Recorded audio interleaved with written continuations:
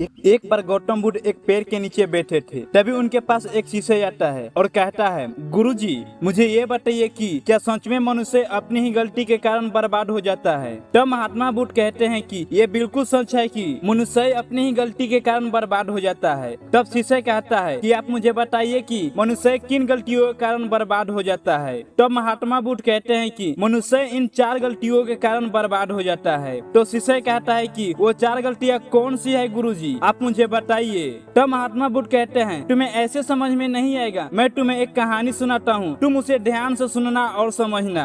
बहुत समय पहले की बात है। एक नगर में एक धनी सेठ रहा करता था। उस सेठ के पास सभी प्रकार की सुख सुविधा थी, लेकिन उसका कोई संतान नहीं था। संतान के दुख में वो हमेशा चिंतित रहता था। फिर एक दिन उसे पता चलता है कि उसकी पत्नी गर्भवती है। उसने अपनी पत्नी का खूब ख्याल रखा। ऐसे में एक दिन उसके घर में एक पुत्र का जन्म हुआ। सेठ पुत्र के जन्म पर बहुत प्रसन्न था। उसने पूरे नगर में मिठाई बंटवाई और उसके लालन पालन में कोई कमी नहीं छोड़ी। देखते ही देखते उसका पुत्र बड़ा हो गया। फिर सेठ ने उस पुत्र को गुरुकुल भेजने का निर्णय किया ताकि वो पढ़ लिख कर बुद्धिमान बन सके।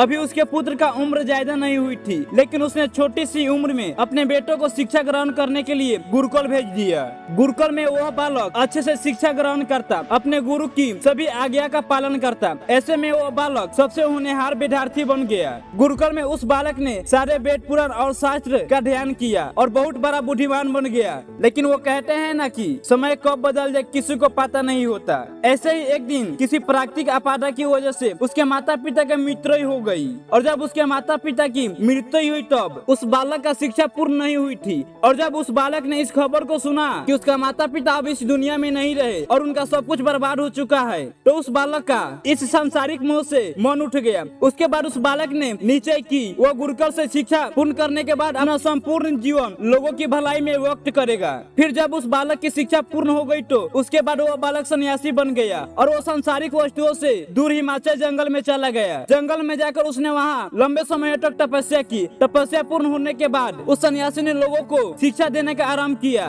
समय के साथ साथ उस सन्यासी का चर्चा चारों तरफ होने लगी और दूर दूर से लोग उसके पास शिक्षा ग्रहण करने आने लगे और बहुत से लोग उनके पास अपनी समस्याओं का समाधान खोजने के लिए भी आने लगे। सन्यासी सभी लोगों की समस्या आसानी से सुलझा देता, जिस वजह से वो पूरे राज्य में मशहूर हो गया था। लेकिन जिस नगर में वो रहता था उस नगर का राजा का एक गुरूर व्यक्ति था। जब राजा को उस सन्यासी के बारे में पता चला तो उसने उस सन्यासी से मिलने का निश्चय किया। अगली सुबह को राजा अपने महल से निकलकर उस सन्यासी से मिलने के लिए निकल गया और फिर वो उसके कुटिया पर जाकर पहुंच गया। वहां पहुंचकर जब राजा ने उस सन्यासी को देखा तो वो देखता ही रह गया। उसके चेहरे पे एक अलग ही वेश था। जब वो सन्यासी के पास पहुंचा तो उसे अपार शांति का अनुभव हुआ। उस राजा ने उस सन्यासी को प्रणाम किया और उसके पास बैठ गया और उसे वार्तालाप करने लगा। राजा पहले ही मुलाकात में उस सन्यासी के व्यक्तिगत से इतना प्रभावित हुआ कि उसने उसी समय से अच्छाई की राह पर चलने की ठान ली और मन ही मन सोचने लगा कि इतनी छोटी से मुलाकात में ये सन्यासी मुझे इतना बदल सकता है, तो अगर ये हमेशा मेरे साथ रहने लगे तो मेरी तो जिंदगी बदल जाएगी। और यही सोचकर राजा सन्यासी से अपने महल चलने के लिए आग्रह करने लगा। राजा की आग्रह सुनकर सन्यासी माना नहीं कर पाया और वो राजमहल चलने को तैयार हो गया। फिर राजा सन्यासी को लेकर राजमहल की ओर चल दिया। राजमहल पहुंचने पर राजा ने सन्यासी को खूब आदर संस्कार किया और उसके बाद राजा ने सन्यासी को एक सही कमरे में भोजन करवाया। भोजन करने के बाद सन्यासी ने राजा को धन्यवाद दिया और राजा से जाने की आज्ञा मांगी। यह सुनकर राजा ने कहा कि आप हमारे बाग में जब तक चाहे तब तक रुक सकते हैं।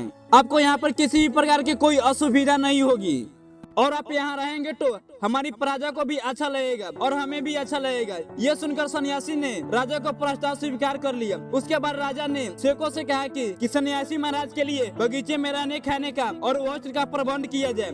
राजा की आज्ञा के अनुसार सेवकों ने एक सुंदर सी कुटिया का निर्माण कर दिया। उसके बाद वो सन्यासी उसी कुटिया में रहने लगा। सन्यासी को उस कुटिया में रहते रहते कई साल बीत गए और इस दौरान राजा ने उनकी खूब सेवा की। परंतु कई सालों के बाद एक दिन राजा और रानी को वैसे कार्य के लिए दूसरे राज्य जाना पड़ा, लेकिन उन्होंने एक सेवादार को सन्यासी की सेवा के लिए छोड़ दिया। परंतु वो सेवादार राजा के जाने के बाद बीमार पड़ गया और अपने घर चले गया और कभी लौटकर वापस नहीं आया। तो सन्यासी ने क्रोध में आकर उस राजा को खूब सुनाया। राजा से कहा कि हे राजन, जो जिम्मेदारी तुम पूरी नहीं कर सकते हो वो उठाते क्यों हो?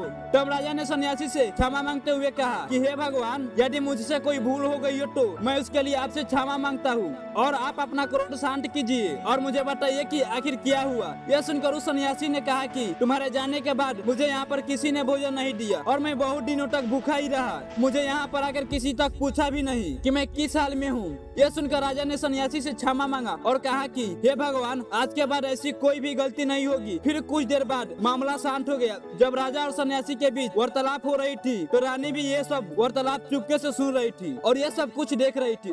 उसके बाद राजा ने सन्यासी को शिकायत का मौका नहीं दिया और उसकी खूब सेवा की। परंतु कुछ दिनों बाद राजा को फिर किसी औसत कार्य से अपने राज्य से बाहर जाना पड़ा। लेकिन इस बार राजा ने राज्य से बाहर जाने से पहले अपनी रानी को कहा कि जब तक मैं वापस न आऊं तब तक आप स्वयं सन्यासी को देखभाल करोगी। यह सुनकर रानी ने कहा कि जी महाराज, आप निश्चित होकर जाइए, मैं सन्यासी महाराज की अच्छे से देखभाल करूंगी। उसके बाद रानी हर रोज भोजन बनाकर सन्यासी महाराज को भेज देती थी। लेकिन एक दिन रानी नहाने के लिए चली गई और सन्यासी को भोजन देना भूल गई। सन्यासी ने काफी देर तक भोजन का इंतजार किया, लेकिन जब भोजन नहीं आया तब सन्यासी सोच में पड़ गया कि आज खाना क्यों नहीं आया। उसके बाद सन्यासी ने सोचा कि वो खुद महल में जाकर देखेगा कि आखिर अब तक खाना क्यों नहीं आया। और फिर वो महल में पहुंच गया। जब महल के अंदर पहुंचा तो वहाँ उसकी नजर रानी पर पड़ी। रानी के लंबे लंबे घने घने बाल जो कि उसके कमर पर लहर रही थी, उसकी कजरी आंखें जो देखने में मात्र से घायल कर दे, उसके हिरनी जैसी चाल। रानी की इतने सुंदरता को देखकर सन्यासी चिकित्सा हो गया और रानी की सुंदरता सन्यासी के मन में घर बना ली और वहाँ से बिना कुछ कहे ही अपनी कुटिया में लौट गया। सन्यासी रानी के रूप की सुंदरता को भूल न सका और वो खाना पीना छोड़कर अपनी कुटिया में पड़ा रहा। उसने कई दिनों तक कुछ भी नहीं खाया, जिस वजह से वो बहुत कमजोर हो गया। फिर कुछ समय बाद राजा वापस लौटे। सन्यासी के हालत का पता चला तो वो सीधे सन्यासी के पास पहुंच गए और बोले कि हे भगवान, क्या बात है, आपको क्या हो गया और आप इतने कमजोर कैसे हो गए? आप किस गहरी सोच में डूबे हो? क्या मुझसे कोई भूल हो गई? तब सन्यासी ने कहा कि नहीं राजन, आपसे कोई भूल नहीं हुई है। यह सुनकर राजा ने कहा तो फिर क्या बात है, आप मुझे बताइए, मैं आपकी परेशानी जरूर दूर करूंगा। यह सुनकर सन्यासी ने राजा से कहा कि हे राजन, मैं आपकी रानी की अद्भुत सुंदरता को देखकर उनकी सुंदरता के फेर में पड़ गया हूँ। अब मैं रानी के बिना जिंदा भी नहीं रह सकता। यह सुनकर राजा हैरान हो गया और कुछ देर सोचने लगा और कुछ देर सोचने के बाद राजा ने उस सन्यासी से कहा मैं आपको रानी दे दूंगा। यह सुनकर सन्यासी बहुत खुश हुआ। फिर राजा सन्यासी को लेकर महल चले गए और जब राजा और सन्यासी महल में पहुंचे तो सबसे सुंदर वस्त्र और गहने पहनी हुई थी। फिर राजा रानी के पास पहुंचे और राजा ने रानी से कहा कोई सन्यासी की मदद करनी चाहिए, ये बहुत कमजोर पड़ गया है और मैं नहीं चाहता कि किसी ज्ञान पुरुष की हत्या का कलंक मेरे सर पर लगे। उसके बाद राजा ने रानी से पूछा क्या बात है, क्या ये पाप अपने सर पर लेना चाहते हैं? राजा की ये बात सुनकर रानी ने राजा से पूछा कि आखिर इन सन्यासी के इस दुख का कारण क्या है? तो राजा ने रानी से कहा कि सन्यासी आपकी अद्भुत सुंदरता के दीवाना हो गए हैं। राजा की ये बात सुनकर रानी ने कहा कि राजन, आप चिंता मत करिए, अब आप सब कुछ मेरे ऊपर छोड़ दीजिए। मुझे पता है कि मुझे अब क्या करना है। उससे आपके ऊपर ना तो सन्यासी की हत्या का पाप लगेगा और न ही उससे मेरे पवित्र धर्म का नाश होगा। रानी की ये बात सुनकर राजा ने रानी को सन्यासी को सौंप दिया। उसके बाद रानी सन्यासी को लेकर कुटिया पहुंच गई।